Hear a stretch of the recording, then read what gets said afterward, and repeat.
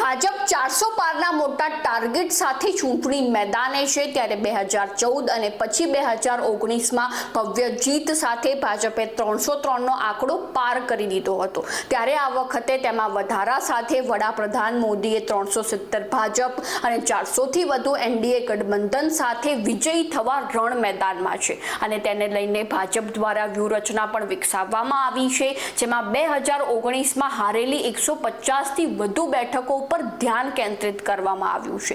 તે વચ્ચે ભાજપ સંગઠનનું એવું માનવું છે કે હાલમાં જીતેલી બેઠકો ઉપર કોઈ પણ ફરક નહીં પડે।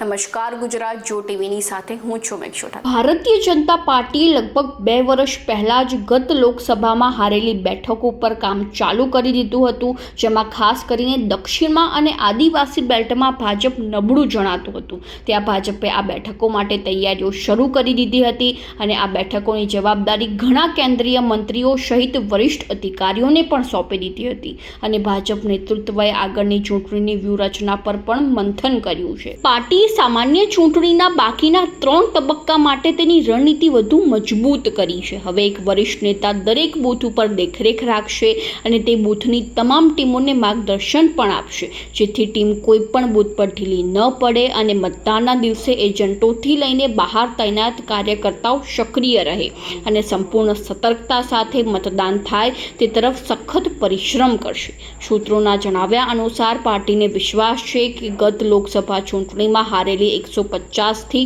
વધુ બેઠકોમાંથી અડધી બેઠકો જીતવાની સ્થિતિમાં છે। બીજી તરફ પક્ષના મોટા નેતાઓ સઘન પ્રચાર સાથે જનસંપર્ક પર ભાર મૂકશે।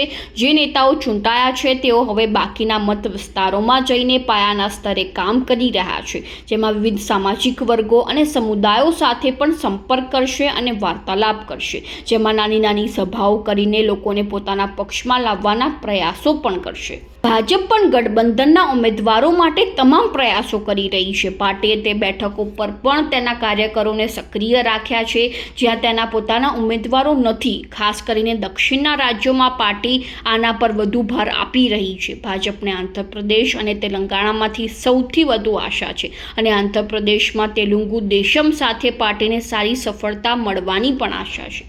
તો આવી જ નવી માહિતીને જાણવા માટે ફોલો કરો જો ટીવી મેક્ષોટા।